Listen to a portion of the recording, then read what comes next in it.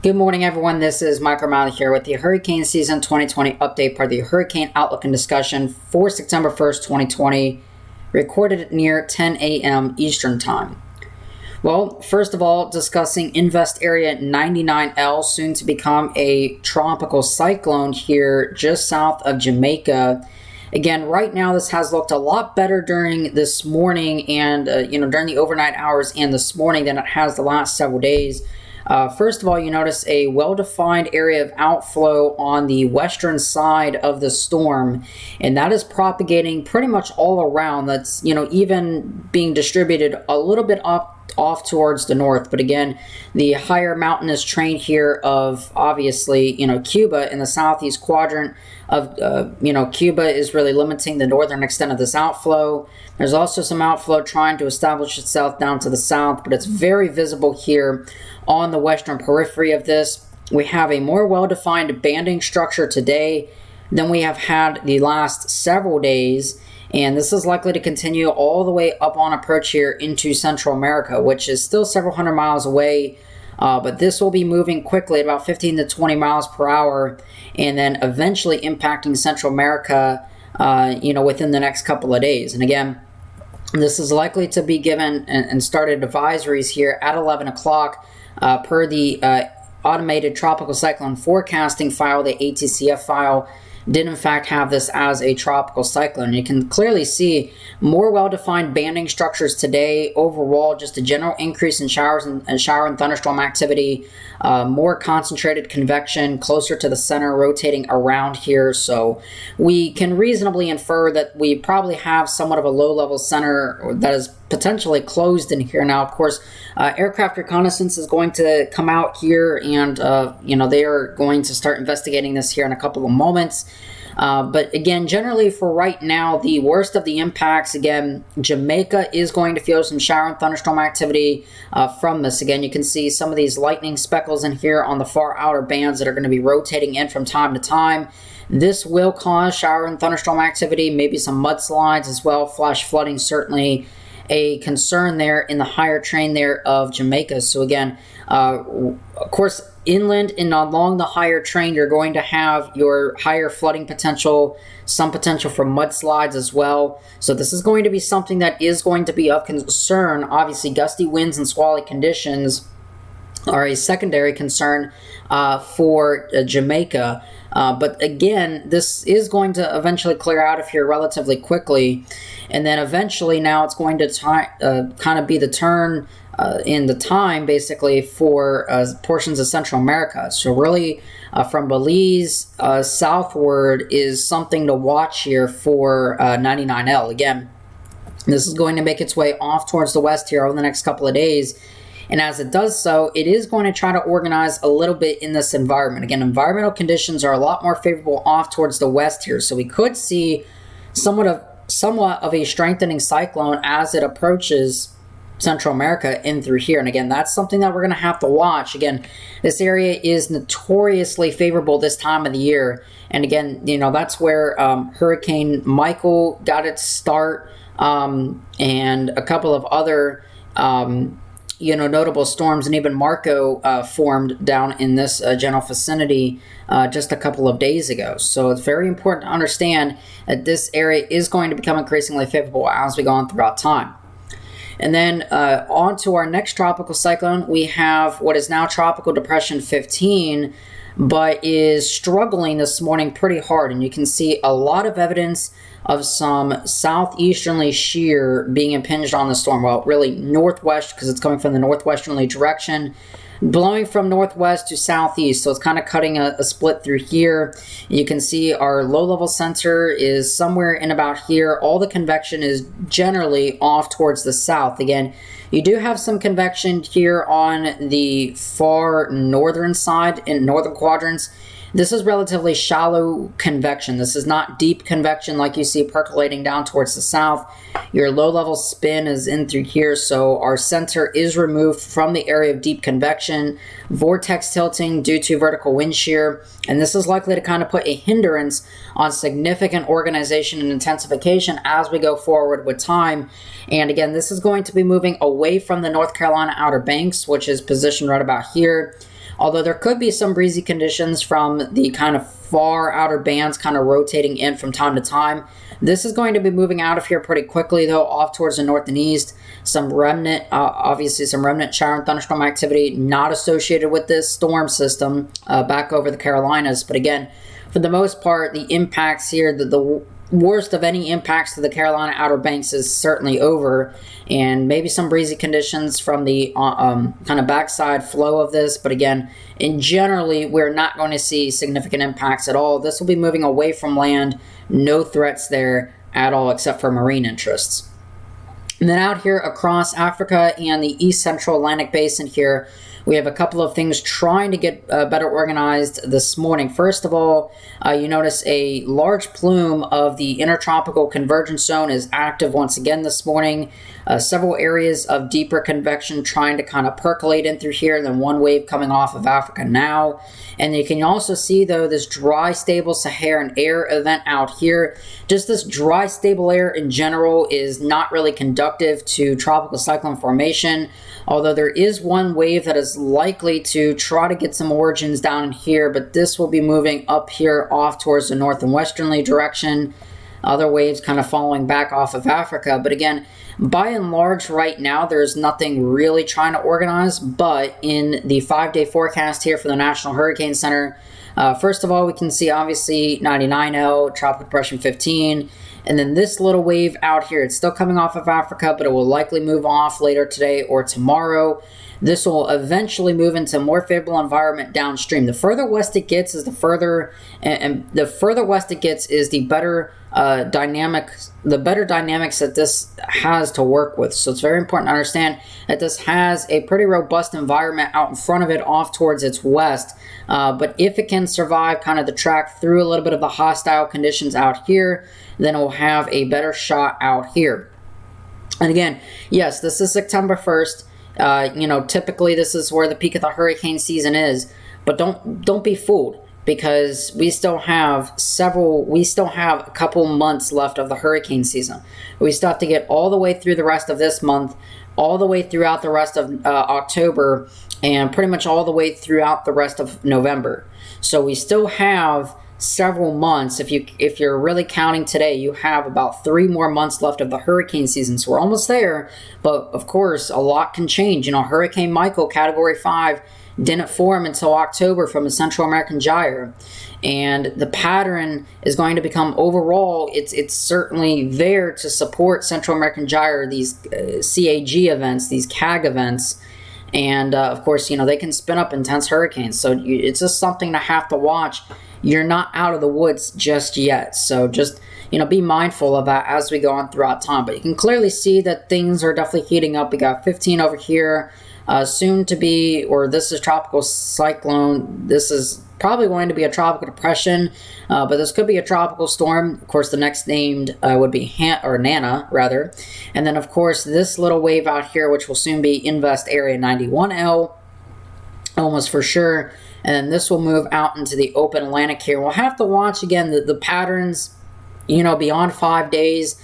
We just don't know what's going to happen. So while this looks like it might turn out into the open Atlantic, you can't ever just be quite for sure. So we're going to have to watch that kind of as time goes on. So looking out here at the 850 millibar relative vorticity product, again, this is the spin in the atmosphere at roughly about 5,000 feet off the ground. And these reds and whites, that's your higher cyclonic spin at the 5,000 foot level.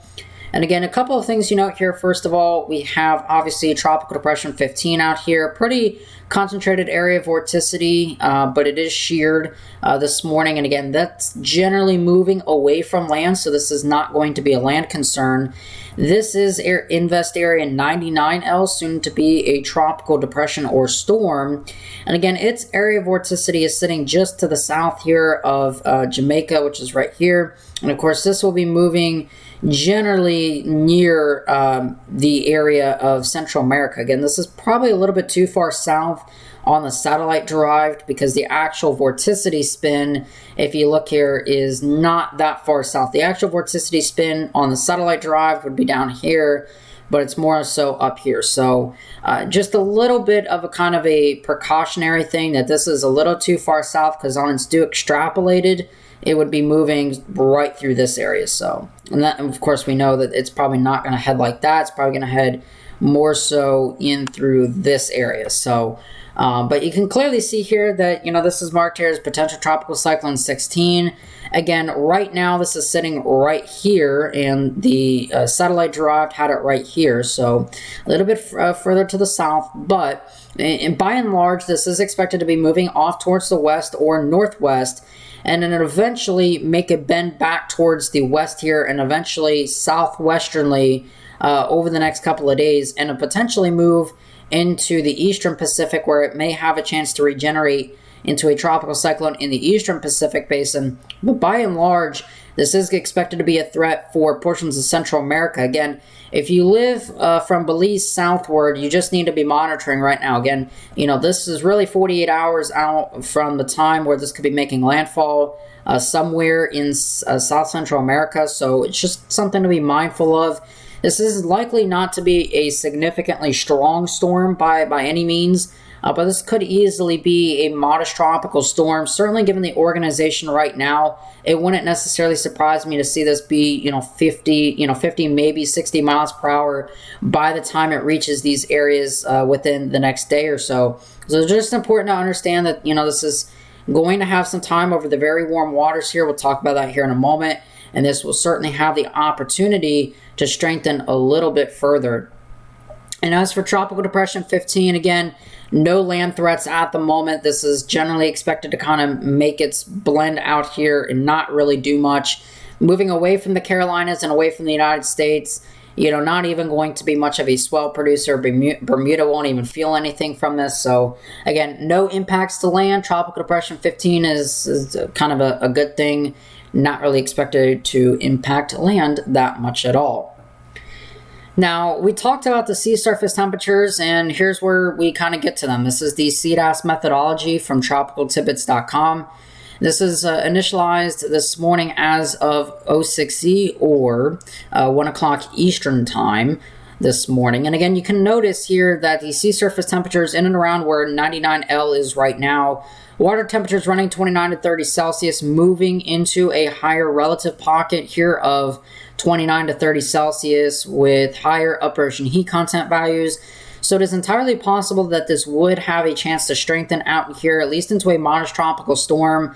Not really expecting this to be a hurricane. You never say never, obviously, in the tropics. But by and large, this could be, 50, 60 miles per hour upon the landfall point here somewhere in South Central America. So this is something that we have to take seriously, obviously, because, 50 or 60 miles per hour, that, could be enough to, knock some small tree limbs down, some small branches, cause sporadic power outages.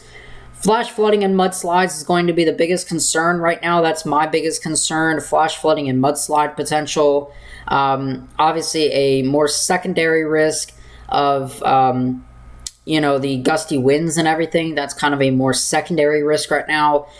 Because this is moving pretty quickly, this isn't just going to sit over one area and dump, 20, 30 inches of rain, but, anywhere, along the landfall point could easily see, and inland too, could easily see, 5 to 10 inches, maybe even isolated amounts closer to, 15 inches of rain, just depending on the training bands that kind of come through. So with these water temperatures in and around this region, again, you're going to get enhancement of showers and thunderstorms anyway. So it's just something to be mindful of, that you are going to have some impacts to be experiencing as the days kind of progress over the next day or so. Conditions will start to deteriorate over the next 24 to 48 hours. And then this will kind of quickly move by, but this could be enough to generate some isolated flooding concerns. Obviously, some gusty winds, sporadic power outages, etc. Could be expected for those areas. So just something to kind of take note of. But this is really not expected to be moving up into the north or up into the Gulf of Mexico. And one of the reasons why here, this is the GFS forecast, the 850 vorticity map here. And also you're looking at your strength of the ridge here, and you can really see your ridge outline right here.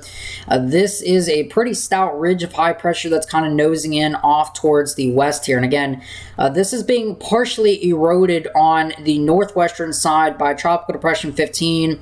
And this little trough feature right here is sort of breaking down the northwestern extent of this, and that's what's helping to kind of carry Tropical Depression 15 off and around towards the ridge and away from land. But you can see what happens is that we go throughout time, and we'll go 36 hours out. That ridge of high pressure actually builds back in over portions of Florida, and the Bermuda Azores High is reestablished. And basically, all your wind flow down south of that is basically out of the west or southwesterly direction. Because obviously, this is the flow that you're going to get around the subtropical high. So what you're going to have is something being steered in towards Central America. And this ridge of high pressure is just too strong to allow any poleward advection to the north. And we're unlikely to see any significant poleward advection. Again, there's not really any troughs in here. You would want to see preferably a trough in through here that erodes this ridge, that gets pulled towards the north. You're not seeing that here, and in fact, you're seeing the opposite. And in fact, here the GFS kind of takes whatever is left of 99L into Central America and then kind of crossbleeds some of that energy into the Eastern Pacific Basin. And again, that ridge stays pretty stout, but does get eventually eroded by this pretty potent trough here, or even a cold front. This could be considered a cold front here. You can kind of see some showers and thunderstorms, obviously, here along the Central Plains. With this, if this were to verify here, this would be valid as of September 7th. But we'll kind of run this out just a little bit more. Again, you don't really notice much in the GFS forecast. It's not spinning anything up. Now, I do suspect that we could see more activity trying to light up across this area, at least within the next week or so. But the GFS forecast is not really enthusiastic about that. On the contrary, the European does show a little bit more action trying to sprout up. Again, for reference, we'll kind of move this back just a tad bit. This right here is 99L. That is Tropical Depression 15.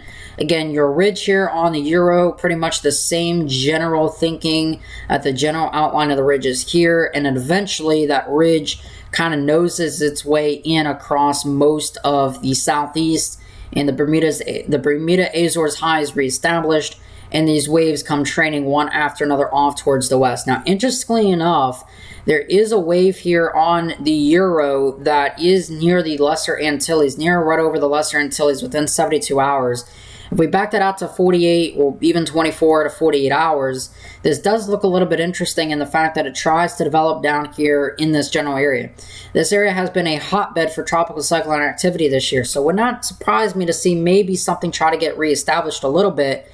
And you can see as we go on throughout time, that generally carries this into in just north of the islands and into the Bahamas. Now, again, you can't trust any little bit of spin that enters that area, and especially if it has any convection with it, this could be something that we're going to have to watch going forward. Again, right now, it's just kind of falling under the radar, basically, but this little wave here, eventually, if it can avoid land, it gets into a more favorable environment, thermodynamically speaking. It has the chance to undergo tropical cyclone genesis. Not saying it's going to happen or that it's incredibly likely, but the chances are there. It's a non-zero chance, and this is how Katrina started, from a dead wave that kind of came across and merged with some other energy and started its formation out here, and the rest is history. So we're going to have to watch these things kind of going forward. It's now the peak of the season, and where these water temperatures are warm, the thermodynamic environment is fairly supportive. You've got higher upper ocean heat content in that area. You've got low vertical wind shear. If you can get deep convection, it probably could start something. And then you kind of go out across the Western Atlantic, or really the mid and central Atlantic basin. You have a couple of other areas of disturbance here across the Atlantic. Again, your big Bermuda Azores High, really your Azores High, as it's more over the Azores Islands, kind of positioned up and through here. You do have a weakness in this ridge, so it would allow potentially for some storm systems to kind of get carried further towards the north. We see here some trough waves here, another wave here, wave here, wave here, here, and here. Again, this is, looking far out in time, but the general idea is that it seems like we are going to stay in somewhat of an active period. Although we may not have an outbreak of tropical storms and hurricanes, it does seem like we could stay in a fairly active pattern at least for the next several weeks or so.